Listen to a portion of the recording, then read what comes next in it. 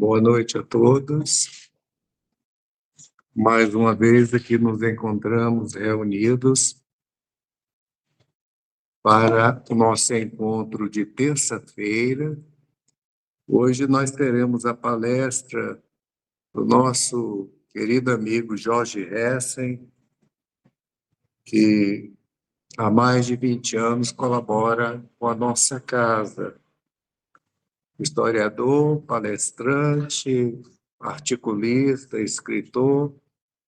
É uma pessoa que tem um entendimento muito profundo da doutrina espírita, e o tema que ele vai abordar hoje é um tema bem interessante: mulheres protagonistas da Boa Nova. Então, nós vamos ter essa certeza, como sempre tivemos, que as mulheres elas têm um poder espiritual muito grande no seio da humanidade, e o Jorge hoje vai deixar isso bem claro para todos nós. Vamos fazer uma breve prece e, de imediato, passaremos a palavra ao nosso amigo. Senhor Jesus, que as tuas bênçãos redentoras e carinhosas envolva-nos a todos na noite de hoje, em um clima de paz, de esperança, um futuro melhor para nós e para a humanidade. Rogamos inspiração e roteiro ao amigo orador da noite, para que de sua boca brotem palavras que nos façam refletir melhor sobre os princípios evangélicos ensinados por Jesus. E desta forma, iniciamos as nossas tarefas da noite de hoje, passando de imediato a palavra ao nosso amigo e irmão Jorge Hessen.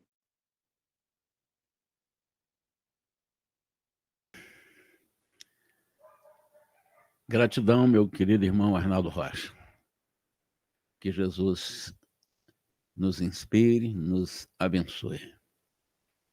Mais uma vez aqui, na mais profunda gratidão por estar usando o espaço da Casa Fonte de Esperança, no intuito de nós estarmos divulgando a nossa amada doutrina espírita, e hoje especialmente com a temática sugerida sobre a questão da mulher no movimento cristão. Eu fiz algumas preleções em umas casas espíritas também online sobre esse mesmo tema. Ali nós elencamos inicialmente aquelas mulheres protagonistas que colaboraram diretamente no nascedouro com o próprio Cristo da Boa Nova. Mas eu vou fazer agora um trabalho inverso. Eu vou primeiro exaltar, destacar, celebrar com as nossas palavras a força das mulheres ao lado de Allan Kardec, primeiramente. Depois eu vou ao Cristo. Porque nessas exposições que eu fiz, quando eu chegava nelas, o tempo estava curto e eu dava um espaço menor. E foram exatamente elas que colaboraram também como protagonistas, embora não tão consagradas pela própria história do movimento espírita, mas sem as quais nós não teríamos, com certeza, ainda hoje, as informações por uma nova revelação, graças ao potencial mediúnico daquelas senhoras e senhoritas que trabalharam com o professor Rivail, mais tarde Allan Kardec. Mas antes delas mesmas, na Europa, não há como nós esquecermos as irmãs Fox. protagonistas, precursoras, que colaboraram muito para, pelo menos, a discussão da nossa imortalidade, batendo e abrindo as portas da realidade espiritual, naqueles famosos fenômenos de tipologia, que quer dizer batidas em objetos, na parede, no solo, nos móveis, em que foi estabelecido uma comunicação com, nesse caso específico, com as duas irmãs Fox, com um morto, com um desencarnado. E elas deixaram, como eu disse, uma contribuição enorme para essa nova revelação. Mas também temos a contribuição da Florence Cook, por exemplo, muito trabalhada pelas pesquisas científicas de William Crookes. Através dela e pelas pesquisas do grande cientista inglês, houve a comprovação pelo processo de materialização ou de ectoplasmia, graças à sua faculdade sensitiva de efeitos físicos. Apresenta-se tradicionalmente um espírito também feminino, a Kate King. E aí nós vamos começando a fazer algumas lembranças, elencando pelo menos nomes dessas mulheres, desses espíritos com experiência feminina, que nos cabe exatamente fazer, como eu disse, essa homenagem, né, das jovens senhoritas que colaboraram de uma forma intensiva na qualidade de médiuns mesmos, como Julie Caroline Baudin, como foi o caso de Ruth Céline Jaffé, Aline Carlotte, Hermance Dufour. As duas primeiras, as filhas do casal Baudin, Julie Caroline Baudin, psicografaram quase que a totalidade das questões de O Livro dos Espíritos. É isso mesmo, quase que a totalidade das questões da obra que deu início a uma nova revelação.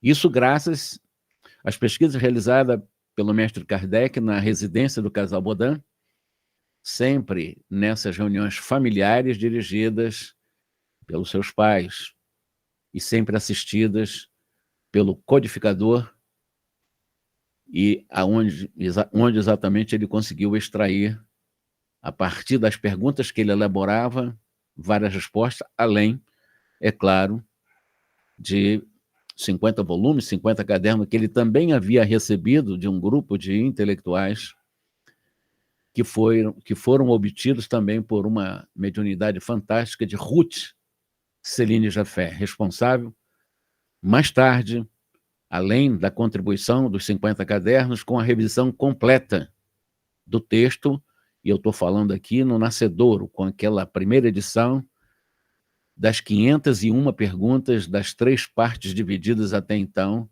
publicada em abril de 1857. E a Ruth Céline Jaffé contribuiu muito, com muitas adições, além das 50 volumes, como também o processo de revisão daquele material coletado pelo codificador. A Aline Carlotti, que era filha de um grande amigo magnetista do nosso codificador, também foi muito importante.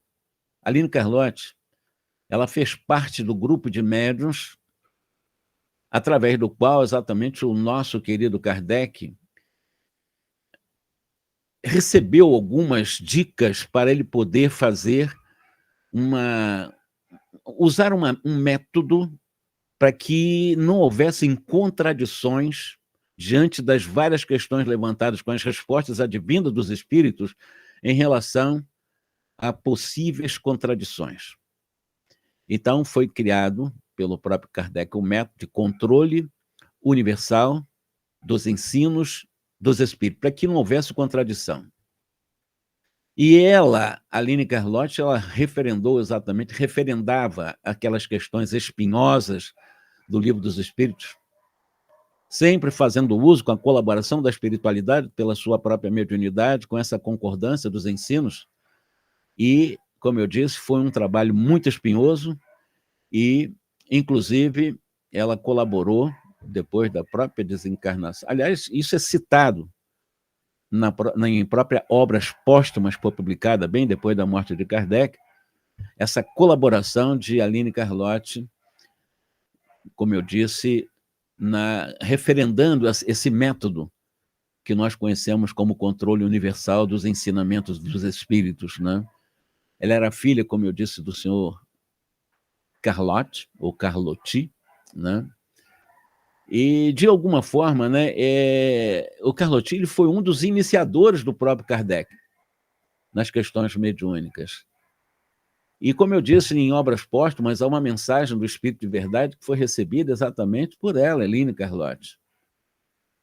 E mais detalhes sobre, por exemplo, o princípio dessa verificação de controle universal para que não houvesse qualquer contradição em questões mais espinhosas, né? Nós podemos encontrar também a participação dela em mensagem na introdução do Evangelho segundo o Espiritismo, em sua primeira edição, que está se fazendo 160 anos agora, que foi em 1864. E, atualmente, embora as mulheres não usufruam tanto prestígio, reconhecimento que tinham nos tempos do Cristo, e eu vou mostrar isso para vocês, que eu estou fazendo o inverso do meu roteiro, mas a força das histórias daquelas que viveram essa fé de forma plena com a mediunidade, por meio de atitude, de palavras, deixando suas marcas e continuam estimulando mudanças estruturais para nós possamos realmente, através de contato, numa consciência mais profunda, sabermos de nossa vida futura, graças à mediunidade, à sensibilidade da mulher, com certeza absoluta, nós temos realmente uma capacidade de antever o futuro muito melhor, graças à colaboração dos espíritos com a maior experiência feminina, portanto, com um potencial maior e mais robusto de sensibilidade do que os espíritos com mais experiência masculina. Lá no século XIX, se a doutrina ou o Consolador Prometido não contasse com a mão delas, com a grandeza, com a persistência, com a moralidade, com certeza absoluta, certamente a doutrina espírita estaria capengando ainda hoje, ou inexistiria.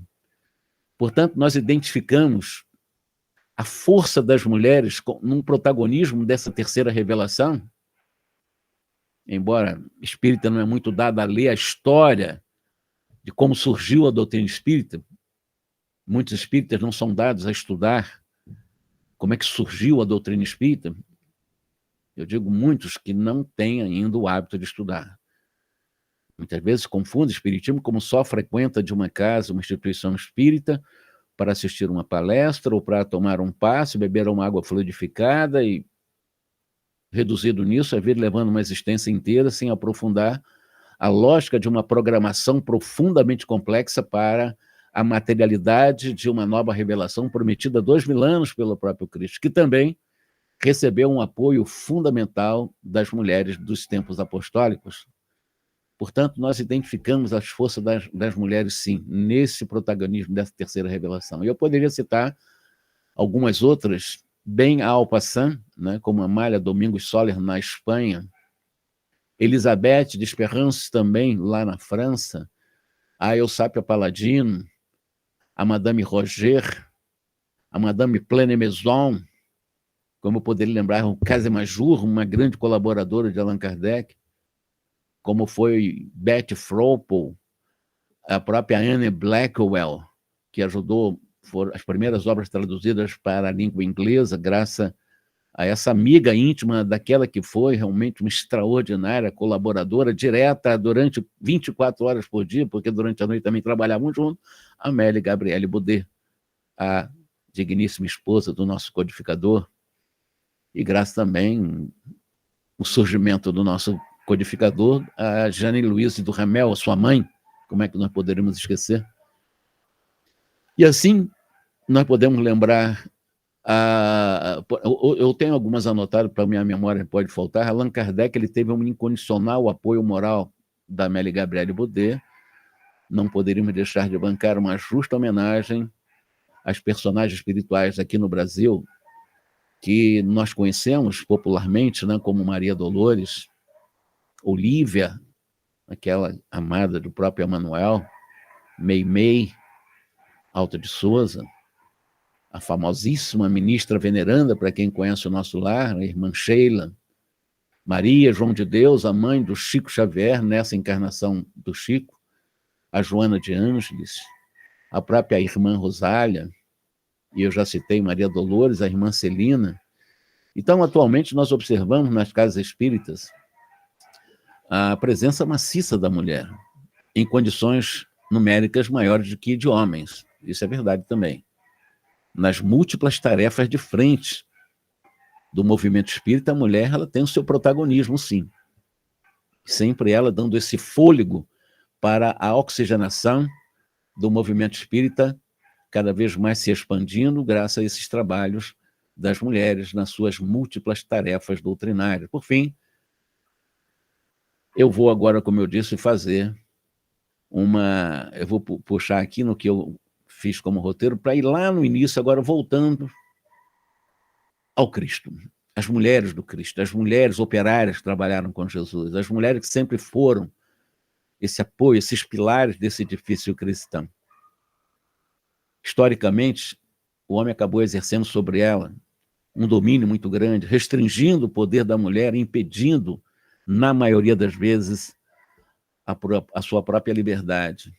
E a despeito de tudo isso, ela foi, com certeza absoluta, desde esses primórdios da segunda revelação com Cristo, a modeladora, e ela continua sendo, e antes das gerações, porque ela gera vida. Do ventre surge a vida, do ventre da mulher surge o homem, surge a mulher.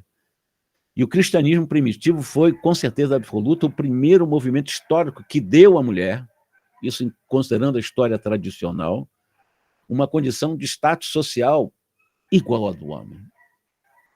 Mas só durante a permanência de Jesus aqui na Terra, na vida pública, portanto, apenas por 3 anos. E depois ela continuou.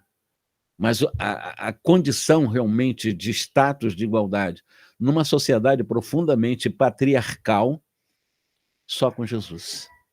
O cristianismo primitivo foi o primeiro movimento histórico que deu exatamente a ela, a mulher, uma condição desse status. E as mulheres não foram simples coadjuvantes. Se eu falei de protagonismo, de destaque, nas passagens que marcaram o próprio cristianismo, foram elas as testemunhas dos momentos chaves daqueles tempos idos, dos tempos apostólicos, como eu disse. E é verdade. Historicamente, infelizmente, o patriarcado ancestral tem dominado a trajetória do próprio cristianismo, por exemplo, quando nós falamos dessa tradição mais religiosa extrínseca, a religião criada pelos homens em nome do Cristo, aliás, religiões que acabaram matando novamente o Cristo e o cristianismo meio tosco, que nós não conseguimos fazer a leitura correta de Jesus, com esse movimento cristão que começou a surgir. A verdade é que o homem predominando, por exemplo, se coloca Deus, quando se fala Deus, ele está se fazendo uma entronização, a questão ele. Por que não poderíamos pensar ela? Deus, ele. Porque Jesus chamou ele de pai. Sim, o próprio Jesus veio homem. Aí fica aquela discussão inócua. Por que Jesus não veio na condição de mulher?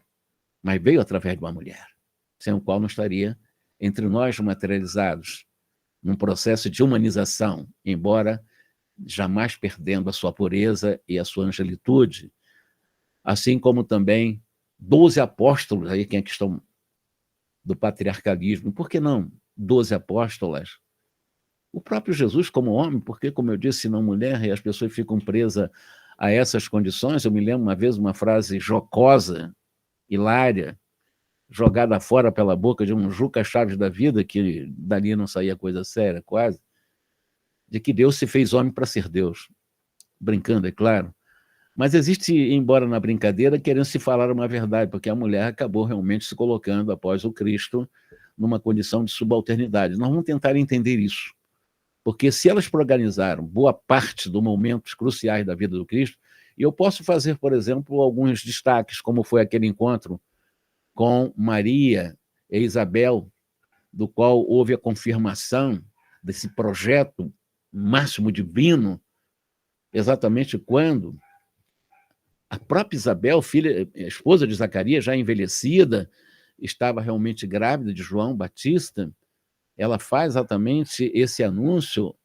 A própria Maria, bendita és entre as mulheres, também grávida naquele momento. Duas mulheres, Maria e Isabel. Ela idosa, estéril, grávida de João, representaria nessa minha exposição o que nós chamamos de passado, que vai abrir o caminho, porque ele foi o precursor dessas boas novas, das boas-vindas ao novo que é Maria grávida, então, do próprio Cristo. E aí nós encontramos outras mulheres que nós podemos fazer citação, como Maria de Magdala, emblemática para muitos. Ela, a famosa e conhecida também como Maria Madalena, foi libertada dos seus processos obsessórios e ela passou a seguir o Cristo a partir desse processo terapêutico de amor que o Cristo utilizou para que ela pudesse sair desses processos obsessórios e se tornou muito importante no ministério do cristianismo. A mais poderosa das demonstrações de confiança do próprio Cristo em Madalena, que tinha, segundo alguns, e algumas crônicas tentam mostrar isso, que ela tinha uma vida devassa, uma vida não recomendável, uma vida impura, vamos dizer assim, mas através dela, ou por extensão dela, nas mulheres, realmente, com certeza Jesus acabou tendo nela, ela escolheu um foco, né, para ser a primeira testemunha da sua ressurreição após a crucificação. Por que não um homem? Ele se apresentou exatamente a ela, após aqueles 3 dias de sepultamento. E a história de outras mulheres próximas do próprio Cristo, né, que nós vamos ver o exemplo, Marta, Maria, irmãs do seu amigo Lázaro, lá em Betânia, são episódios marcantes junto ao próprio Cristo. Então, esse legado feminino deixado pelas mulheres contemporâneas do próprio Cristo tem um valor muito grande, histórico também.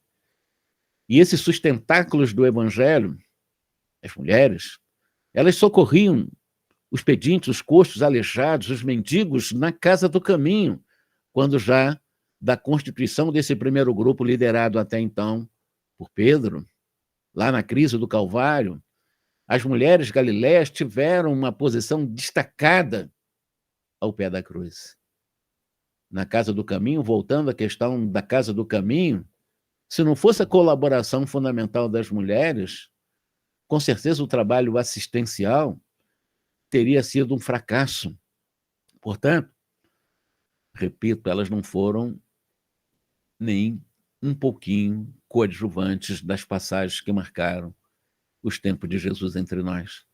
Foram testemunhas desses momentos chaves que eu estou citando aqui, daqueles tempos em que as mulheres eram tratadas como seres de segunda classe por causa até mesmo da tradição patriarcal, mas o Cristo a entronizava na importância de igualdade como classe, como ser, como gênero, tratava com muito respeito, e respeito incondicional, independentemente da sua história.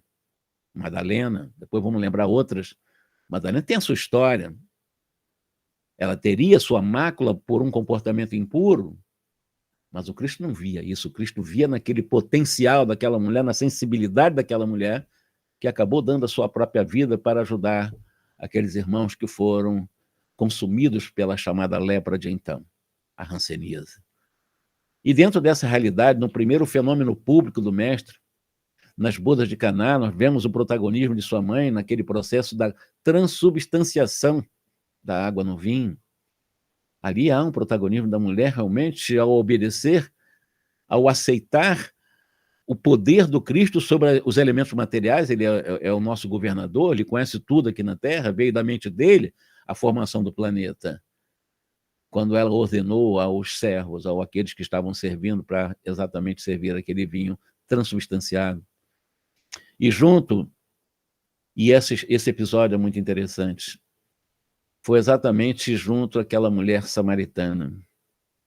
Quando há essa comprovação dessa reverência de todas as mulheres pelo Cristo, sem distinção de nacionalidade, de formação religiosa. E após exatamente marchar sob um sol escaldante, causticante, Jesus parou para descansar e beber água e iniciou exatamente uma conversação com essa samaritana, à beira de um tradicionalíssimo poço conhecido como de Jacó, e ali estacou pedindo um pouco d'água, lembrando aqui que os judeus consideravam os samaritanos mais abomináveis do que quaisquer outros gentios e evitavam ter contato social com eles. E era uma mulher. Jesus, além de abandonar essas tradições judaicas, ele declarou pela primeira vez, e aí vai um detalhe histórico que passa despercebido pelos homens, pela primeira vez, ele declara para ela que era o Cristo. Como da ressurreição aparece para Madalena, agora ele confirma, e pela primeira vez ele declara que era o Cristo, sim, na conversa que teve debaixo daquele sol escaldante, próximo ao poço de Jacó. Informou que ele tinha água viva, e os que bebessem dessa água que ele tinha jamais teriam sede. E ela ficou assombrada, e ela acabou fazendo várias indagações, e o Jesus, então, acabou revelando para ela os conflitos que ela trazia, a infelicidade naquele atual relacionamento impuro, vamos dizer assim. Embora abatida, ela percebeu que Jesus falou com benevolência e não para criticar. E ela respondeu concentrada: Senhor, eu vejo que realmente és o Senhor, és um profeta, és o Cristo. Ela, então, deixando aquele pote, naquele momento ali em Samaria, foi até a cidade, anunciou: vinde, vamos ver o homem. Ele disse para mim exatamente aquilo que eu tenho feito, ele sabia da minha vida. Porventura, ele não é o próprio Cristo, e ele tinha confirmado que era o Cristo para essa mulher. Jesus sempre atento às mulheres, conhecia os detalhes da vida de cada uma delas. E, além disso, ele respeitava, independentemente das suas condições de comportamento e condições morais. Tal como ocorreu num outro episódio com aquela mulher adúltera que nós conhecemos nos evangelhos. Embora os escribas, os fariseus, nas suas hipocrisias, persistissem em provocar Jesus e a humilhar aquela adúltera, Jesus, por compaixão daquela mulher caída, lançou exatamente a sentença àqueles que acusavam aquela mulher caída: aquele que dentre vós estiver sem pecado, seja o primeiro que atire a pedra contra ela. Condenando-se a si mesmos, aqueles acusadores vorazes, querendo realmente atirar a pedra, mas nesse processo de autocondenação, cada um deles foram se afastando humilhados, deixando apenas aquela frágil e humilhada mulher, diante do mestre, que perguntou-lhe logo após: onde é que estão aqueles que te acusavam? Ninguém te condenou? E ela disse: não, Senhor, ninguém me acusou. Nem eu também te condeno. Vai-te e não peques mais. É um protagonismo de um personagem que estava sendo humilhado, mas Jesus entroniza e coloca na condição absolutamente de importância, até para que nós hoje pudéssemos estar falando sobre ela. Como nós observamos, Jesus, ele tratava as mulheres com compaixão, com respeito, a despeito das suas histórias.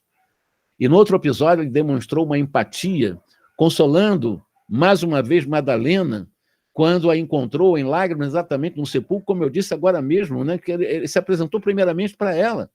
3 dias após a crucificação, Madalena, ela foi ao sepulcro de madrugada, sendo ainda escuro, e viu aquela pedra retirada do sepulcro, e ao ver a situação, ela percebeu que, de alguma forma, ela ficou preocupada, correu para procurar ajuda, para alertar aqueles apóstolos que o corpo do Cristo tinha desaparecido.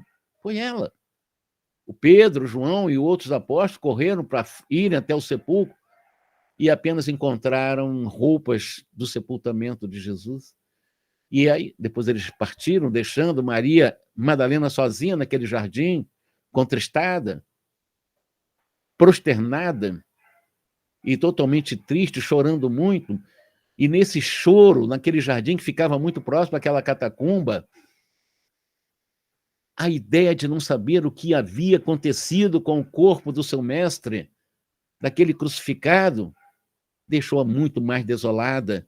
Embora o mestre lhe tenha aparecido e falado com ela, a princípio, realmente ela não conseguiu reconhecê-lo, ela viu apenas um vulto, porque ainda estava amanhecendo, mas para que ela pudesse testemunhar que era o próprio Cristo, ele profere o nome dela, a princípio, Maria. Ela escutou Maria e identificou a voz, e nesse instante, como se realmente ela percebeu que estava diante do Filho de Deus. Reconhecimento foi instantâneo. Os seus olhos em lágrimas brilharam de alegria, porque no primeiro momento ela não reconheceu, porque ela tinha chorado muito. Quando nós choramos, nós não enxergamos as coisas fáceis. Mas quando ele ouviu a voz, aí realmente ela percebeu, testemunhou o Cristo ressuscitado. Quando eu falo ressuscitado, a nossa linguagem é materializado, ele retorna à matéria, ele retorna à vida materializado para mostrar que ele tem o poder sobre a morte física. E exatamente a partir daí o Cristo pede para que ela fosse dar testemunho aos apóstolos que ele estava vivo, que ele venceu a morte, a mensagem do túmulo vazio. E Madalena obedeceu. Embora os discípulos tenham se mostrado naquela conversa com Madalena bastante descrentes, porque como é que poderia Maria, um testemunho de uma convertida recente, Magdala, pudesse ter algum impacto naquele instante em face da história dela? Evidentemente, eles não estavam dando muita trela para o que ela estava falando. E mais tarde, os discípulos estavam uma vez reunidos exatamente para falar dos acontecimentos daquele dia em relação a Madalena, a ressurreição, a aparição de Jesus, e exatamente ponderando o testemunho de Madalena, e eles estavam questionando aquilo tudo. O Cristo materializa-se entre eles, no meio deles, usando aquela famosa frase, paz seja convosco. É fato. O cristianismo primitivo foi o primeiro movimento histórico que tentou dar à mulher, sim, uma condição de status social igual à do homem. E aí, nós podemos fazer, nessa homenagem às mulheres cristãs, operárias de Jesus, Maria Salomé, esposa de Zebedeu, quase todas eram de nome Maria, ou Miriam, como Maria, esposa de Cleofas. Maria também e a sua irmã Marta, que nós citamos aqui, as irmãs de Lázaro, lá de Betânia. Lídia, a mãe de Silas, amigo de Paulo, como foi Joana de Cusa. Também a Loídia, avó de Timóteo, como a Eunice, sua filha, que era a mãe de Timóteo. Priscila, citada no Evangelho também, esposa de Áquila, que acolheu Paulo nos 3 anos de abstenção da vida social para ressignificar as ideias que ele defendia com unhas e dentes de Moisés. E, além de outras, como Lídia, uma viúva digna e generosa, citada como Verônica também, dentre outras que trabalharam nos bastidores na época de Jesus. Mas, com o passar dos anos, o movimento cristão fragmentou-se e a única vertente que sobreviveu, que cresceu, sobre a função social da mulher no movimento cristão, criado pelo homem, foi a interpretação dada por Paulo de Tarso, conhecidíssimo convertido de Damasco. Porque ele, extraordinário, foi o precursor, ele foi aquele que, primeiramente, universalizou a mensagem de Jesus à sua maneira, como ele interpretava. Depois dos 3 anos de reflexões, de introspecções, chegando a uma condição elevada de consciência e de uma certa autonomia para falar em nome do Cristo, ele foi pregar durante mais de 30 anos, andando por quase 20 mil quilômetros a pé durante essas 3 décadas. Mas, de qualquer forma, embora ele tenha ressignificado as suas concepções patriarcais dentro e escudado em Moisés, alguma coisa ainda ficou dentro da sua cultura, porque ele, como apóstolo dos chamados não-judeus ou gentios, formado no rígido patriarcalismo da lei judaica, mesmo tendo realizado profundas transformações morais com relação aos costumes e tradições legados de sua estirpe social, ainda assim, após a sua conversão, ele não conseguiu superar alguns dos seus costumes cristalizados, sobretudo no que diz respeito às mulheres. E eu posso comprovar, para que nós possamos realmente fazer, praticamente culminando a nossa reflexão nessa homenagem às mulheres. Por exemplo, ele era rígido em relação a elas. Numa das cartas que ele escreveu ao seu amigo Timóteo, está lá em Timóteo, exatamente nessa carta, no capítulo 2, verso de 9 a 13, quando ele diz: não permito à mulher que ensine nem se arrogue a autoridade sobre o homem, mas permaneça em silêncio com o espírito de submissão. É um trecho problemático. Quando Jesus entronizava a importância de uma Madalena, de uma chamada adúltera e de outras tantas e tantas outras protagonistas femininas do Evangelho, vem uma carta ligada ao Paulo, atribuída a ele, porque, de alguma forma, se nós formos estudar, nós temos alguma desconfiança se realmente as 14 cartas foram escritas por ele mesmo. E uma, pelo menos, eu tenho certeza absoluta, como humilde historiador que sou, dentro de uma análise estilística. Não, Hebreus, com certeza, não seria uma carta...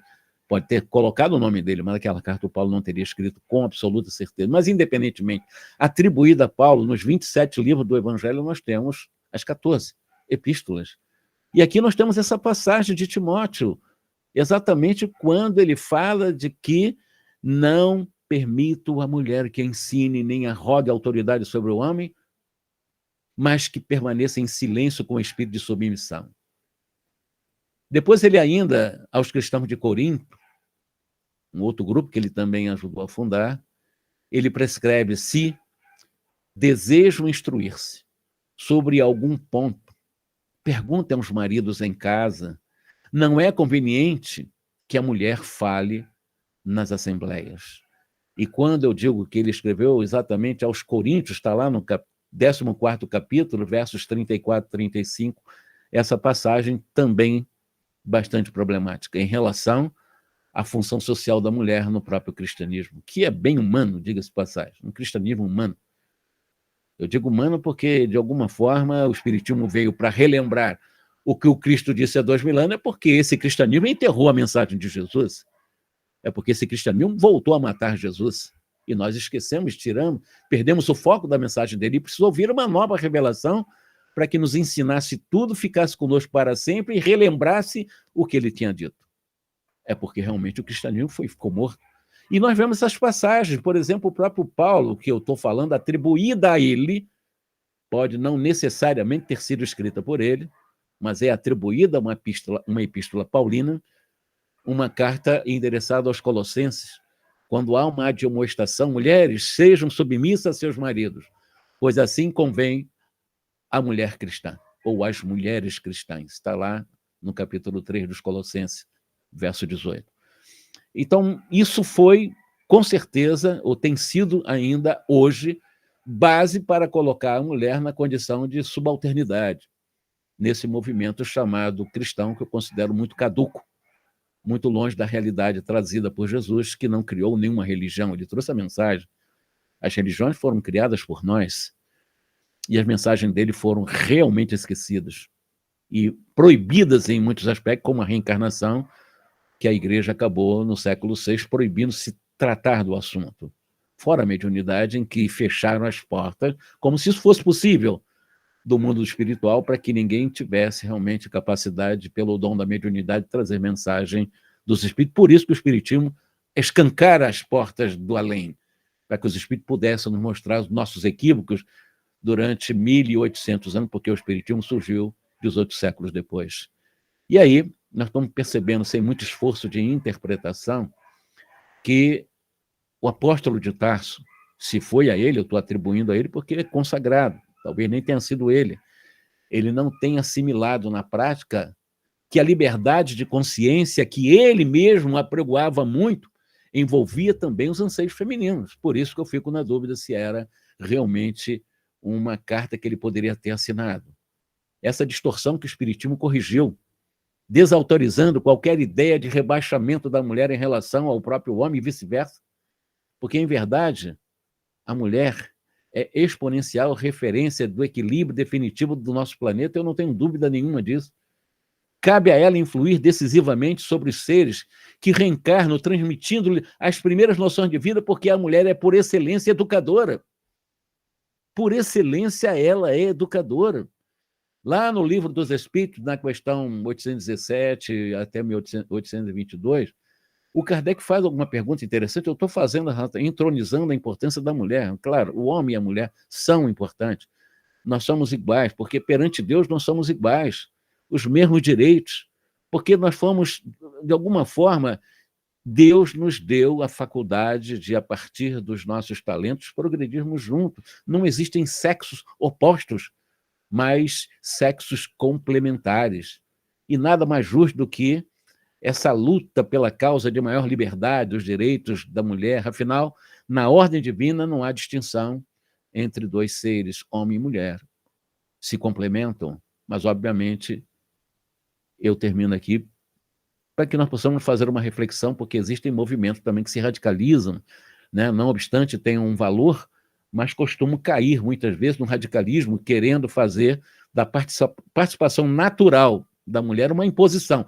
Aí há uma inversão, não a compreensão, porque eu falei de sexo se complementam, porque nós somos iguais. Muitas vezes, nesse intuito, nesses movimentos femininos mais radicais, ao lado de compreensíveis pleitos, enunciam um propósito que fariam da mulher uma imitação ridícula e imperfeita do homem. Esse é o grande problema desses movimentos ideológicos que existem por aí. Então, jamais que nós tenhamos a capacidade de, sim, valorizar-nos como homem, como mulher, mas, nesse momento, a minha intenção, e com a autorização da presidência aqui da casa, foi fazer exatamente, na lembrança dessas protagonistas da Boa Nova, na minha gratidão, a minha homenagem, né? E eu vou ficar por aqui, querido Arnaldo Rocha, e espero que eu possa ter sido compreendido em essa síntese aqui proposta.